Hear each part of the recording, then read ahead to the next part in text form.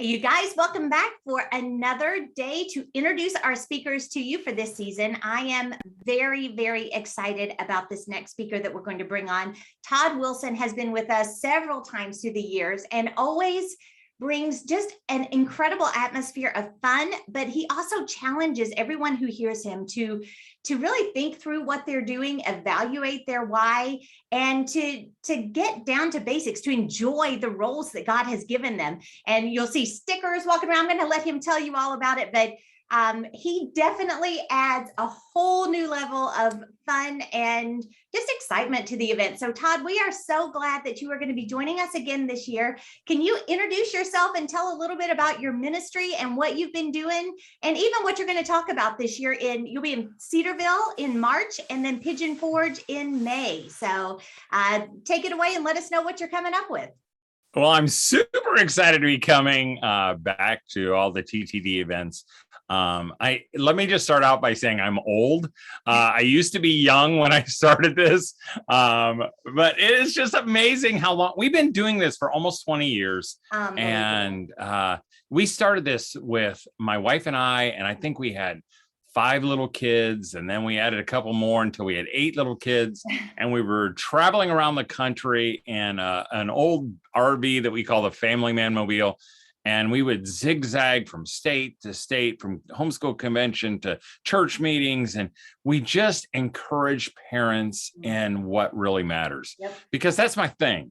You know, I'm not a curriculum expert, even though, you know, we've picked up a few tips over the years. But, you know, I don't care. I mean, your kids are going to learn how to read. They just are. Your kids are going to be smart. They just are. That's just what happens when you have your kids, when you teach your kids at home, you know. But what I want to do is I just want to remind moms of what really matters, because here's my thing. In fact, one of the things I'd like to be talking about when we're there is how to choose relationship when there's so much to do. My fear is that, you know, remember Mary and Martha? I think like they were homeschoolers. They just sound like homeschooler moms. You know, like when Martha goes, I have to do everything. She's left me to do everything. It just sounds like a homeschooling mom. But I think what's not funny, tragic maybe, that Martha had Jesus in her house, you know, and she missed him. Wow. And I think, wouldn't it be terrible if we had our kids in our home for 12 years and we missed the important stuff? Because, you know, the thing is that there's just a lot of pressure put on homeschoolers. It used to be, in the old days, it used to be the world put the pressure on us. The world doesn't even mess with us anymore. They already know we're doing an amazing job. They don't even want to stir us up because they're afraid we'll make them look bad. But now we have all these pressures from ourselves, you know, and we have other homeschoolers telling us, well, you got to do this. And if you don't do this, you're going to be letting your kids down. And after a while, you know, something that used to be very natural and very simple has become seemingly so complex and almost insurmountable. And I just want to remind moms that, once again, that God, you know, gave their children exactly the mother they needed, and that they are smart enough to figure out this homeschooling thing. So we're going to be talking about, you know, how to choose a relationship when there's so much to do, you know, about being real. We're going to talk about that things are hard, but they're good, you know. But I'm getting ahead of myself. So let me just tell you a little bit about us. So my wife and I, like I said, we have 8 children. And my kids are grown up now. Like, that's how I started. We're old. My kids, my oldest just had their 3rd child. And in fact, we're celebrating today. They live right next door to us. And we walked over in about a foot of snow. And we took some balloons over to their daughter, Renly, who just is turning 5 today. And so my daughter, my second son, they all live close by. One who lives across the street. And my other son, they just had their first child about 5 months ago. My daughter had their first baby about a month ago, but the due date is still yet to come. Oh, wow. So they had it about a month early. She was a tiny little peanut. 4 pounds, 12 ounces. And I'll tell you, this homeschooling thing just gets better and better. In fact, I was talking to a mom in St. Louis, I don't know, maybe it was last fall, maybe slightly before that. And we were eating pizza because we were just getting ready to speak at an event there. And she said, her kids were like 30. She said, I've made a lot of mistakes in my parenting life. So many, she said, that I wish I could do over. And then she said this that just blew me away. She said, choosing to home educate my children was not one of them. And I thought, there aren't many things that I would say about myself that, I did that good. I'm so glad. Go me.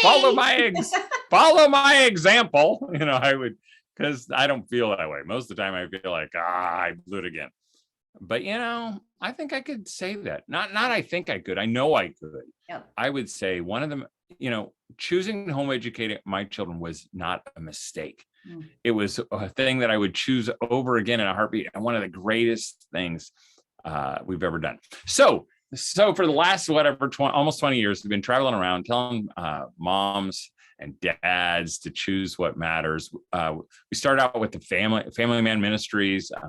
And a few years ago, we kind of not transitioned, but we added to that the Smiling Homeschooler because, hey, we wanted moms to smile because moms had stopped smiling. Their kids had stopped smiling. Nobody was smiling. And so we would remind them again, not to put plaster on a fake smile, but to say, hey, you're not alone. And that feels good. You got to be with your kids every day. And that's good. That should make you smile. And if you're not smiling, that's kind of like a barometer that says, maybe I should I need to do it a little differently. Yeah. And so here's my big reveal. Here's what I'm super excited about. In fact, we just talked about this a few minutes ago. So for all these years, I've been going around telling moms, and I hope to talk about it, we believe, the things that we really believe about homeschooling. And I've always said, like, mom's the best teacher of her family, home's the best place to have for your kids. Relationship matters more than anything, and every child's a masterpiece. And so I would go around to all these things, and I believe it with all my heart.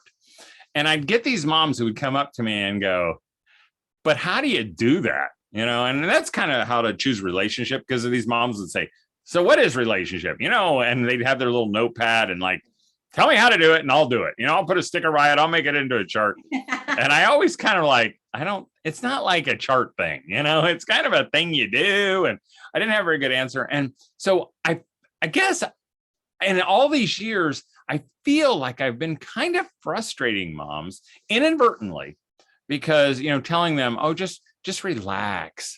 Well, there are moms who can't relax. I'm kind of married to one, there are moms who are easygoing. There are moms. And so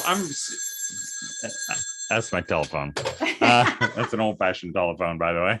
That's awesome. Used to be in my mother-in-law's laundry room, and I couldn't throw it away when they emptied out their house. So it's now mine. But so, I always kind of felt like maybe I was not leading the moms, or recently kind of came to the conclusion, maybe I could help them in a better way. And so I'm super excited. In fact, I don't want to give away the whole farm, but we're going to be talking about the 4 homeschool temperaments. And, I've never been, I hate those kind of things. I hate those. Like, are you a lion, an otter, or a cheetah, or a gopher? I don't like any of that. But I noticed that these moms were all, every time one came up, they would talk about it. And my wife was talking about one in cleaning. And I thought, you know what? There are kind of some groups of homeschoolers. Yep. And so I'm going to be sharing those things, and we're going to have some tests that you can do. And it's going to be a lot of fun to find out whether you're an owl, a falcon, a swan, or a sandpiper. Oh. And not only are we going to just kind of talk about the strengths, because all the moms have strengths, maybe some of those, not weaknesses, but the things that make it that you can get snagged up on, and then some anchors, and then really how to homeschool in light of that. So, because it really, we are all, and I was thinking about this even in the Bible, that, there are a lot of verses that say all have sinned and, salvation for all, but there are some verses, to some he gave, that not everybody is alike. And so we're going to be talking about that. I'm super excited. I'm going to even have some treats that I'm going to bring along that you're going to be able to identify yourself so other moms will know. Nice. So you can kind of hook up and have some of these conversations and say, no, I don't think I do that at all. And then your kids will say, well, Mom, you are like that. Yes, that is what you do.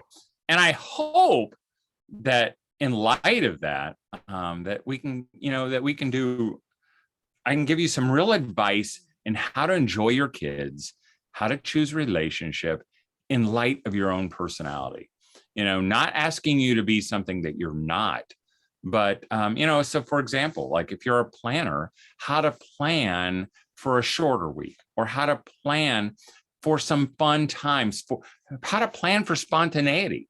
I mean, I know there are a lot of moms out there who are like, I want to be the fun mom, but I can't be the fun mom. I have too much to do. I can't get it all done.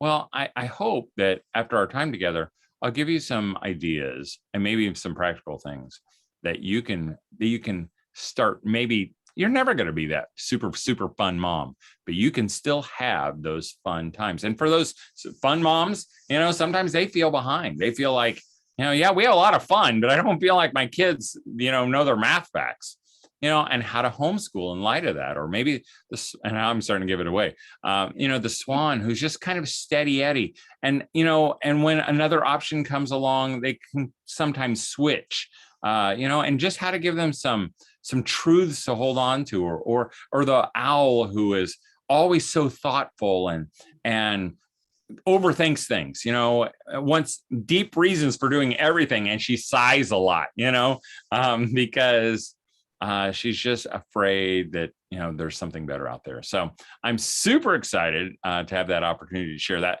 In fact, this is the very first reveal I've ever even mentioned it. So don't go looking for anything yet, but we're going to have some fun things, I think, that will help you not just identify your personality, because you kind of know your personality, but to help you homeschool and to choose what matters in the midst of the temperament that God has given you, because God has given you those temperaments. And there aren't better ones or worse ones, but they are different. And so I'm super excited. So anyway, I'm just glad to be coming. This is what I do. I love doing it. I believe in homeschooling. I believe in not that it's the answer for everything, but I believe that somehow the answer is in homeschooling, that you can find it there. So I'm excited to be coming, and I hope you'll be encouraged by our time together. I hope you laugh. I hope you cry good, happy tears and just can relate with me, who's a normal dad, who has a normal wife, who's a normal mom, who struggles in choosing the important things, because, I want it to be real. If I bring anything, I think I bring realness. So I'm excited to be coming. Well, Todd, we are so glad that you are. And I love how you noted that you'll have treats, and those treats will help us connect with one another, Oh, yeah. Really with like-minded, hardwired people. And again, this is just something that you can't do if you aren't getting together with people physically in person, fellowship, laughing together, sharing your struggles, sharing your victories, making friendships with people who are actually walking the same walk that you are, making the same choices for their family that you are, and in some cases struggling with the same things that you are. It's great for accountability. It's great for just encouragement, because you see that you're not alone, like he noted. So definitely plan to come out and hear us. And I will make sure I don't put me against that session, because I want to hear it too. So I can see what kind of sticker or whatever I'm going to be walking around with. Oh, yeah. Well, we could probably all guess. Let's just try to. No, I'm kidding. We won't try to guess. You were going through, I actually was. So I know. Is it as I see as I perceive who I really am, or do I factor in all the things that makes me maybe a little bit back from that? Well, we'll just find that out. But I think what's cool about it, and that's the thing about being there in person, is that you got to have these conversations, because I know that after our session, on these 4 homeschool temperaments, moms are going to be out in the hallways and they're going to be having these discussions of like, I do that. That is how I am. That's maybe the problem that I've been having all these years. Yep. I've been fighting this as opposed to working with it. And moms are going to be denying, I don't do that, and I think a homeschool conference is maybe the greatest, the greatest thing that a homeschooler can do. Yep, for And sure. yet I know there are so many of you moms who are listening right now who've never been to one. And it shocks me. I remember talking to a mom, and I'll let you go or let me go. But I remember talking to a mom. I was in Idaho, and there was this mom across from me at a homeschool convention. And she said to me, wow, these homeschool things are pretty neat. And I said, yeah, they're really cool. I said, have you ever been to one? She goes, no, I thought she was not homeschooler. She goes, I've never been to a homeschool conference. And I'm like, oh, well, I was thinking like, well, why would you go? And she's like, and I've homeschooled my kids. I'm like, well, how long have you homeschooled your kids? And she said, for 19 years. She goes, I didn't even know they had homeschool conferences. And I'm like, how could you not know this? But somehow, maybe we've turned a deaf ear, but I'm just telling you, Mom, if you're a homeschooler, if you've been doing it for a long time and maybe you haven't been in a while, please come. Yes. Bring your husband, make a date of it, entice him, say, hey, we got to stay in a hotel or something like that. And if you're brand new to homeschooling and you think, I don't really need that, you do need it, because moms need to rub shoulders with you, and you need to rub shoulders with other moms. Yep. And so there you go. That's the voice of Todd, not God, but make it sound like God. He's right. He's so right in this, though. So I really do hope and pray that you will join us. I cannot overstate how much it will impact you. I know this firsthand because I have been to conventions as a homeschooling mom, and I can tell you thousands of testimonials from people who have come in and just talked about the way that their family was impacted or changed or refocused, or you pick the positive adjective by being there. So plan to join us. And if I could say one more thing too, absolutely. If you have a husband who may not be really on board, not because he's against it, he just doesn't understand it. Because sometimes moms, they do all this, they've been researching it, they've been talking, and then they present it to their husbands who has done no research, doesn't even think homeschooling is an option. And now it sounds weird, like you're gonna, but if you have a husband who's maybe a little not on board, bring him to a homeschool convention. I can't tell you how many dads have come up to me and said, I was not sure about this whole thing. I'm on board now, and then they can encourage you past a homeschool convention. So again, entice them with a date night out or some fun. And I'm going to guess your husband's going to be your biggest cheerleader afterwards. Yes. Absolutely. And at Teach Them Diligently anyway, we aren't just about the academics of homeschooling, because homeschooling impacts every area of your life. So you're going to find sessions about your marriage. You're going to find a lot of sessions about parenting and discipleship, health and well. I mean, every area of running your family, anything that could be something that you need a little bit of encouragement or help in, you're going to find there. And so this is a holistic approach to helping your family do what God has called you to do better. So would love to see you there. And Todd, I can't wait to connect again in Cedarville in March. So if you're in Ohio, Indiana, anywhere you can collapse in and join us in Cedarville, that one-day event's going to be really, really awesome. So that's March 5th. And then we'll see him again in Pigeon Forge, May 5th through 7th at the LeConte Center in Pigeon Forge. So Todd, thank you for hanging out with me today. Oh, thanks for having me. And I look forward to meeting some of you moms at one of those events. Yep. Can't wait. So the rest of you have a super rest of your day. Register, invite your friends, come as a group, come as a couple with other couples. It's going to be so fun. We can't wait to see you there. Bye-bye.